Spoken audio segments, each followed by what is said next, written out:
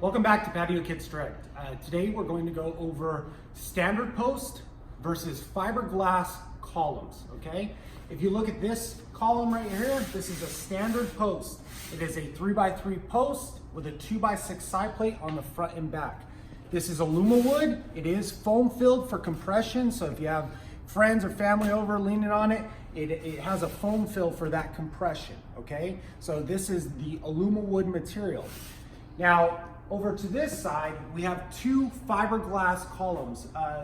These are an additional price to the kits. The standard posts come normally with the kit as a standard, and then the fiberglass column, they're made out of true fiberglass, okay?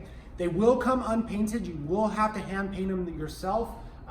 They come in a square column, and they come in a tapered round column, okay? They vary in size. You can get an 8x8 or an 8x10, a 10x8 or a 10x10, and that's for both scenarios. You can custom order a 12-inch column. Those generally fit really well on bigger styles of cover. The one thing about the fiberglass columns that we recommend is potentially using a double beam application for the aesthetic, okay? That's because these big old columns, at the top, they have a capital that's a little bit bigger.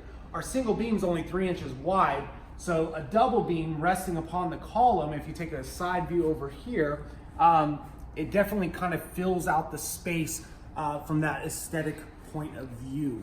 So that's the difference between the two. Most people go with a standard post.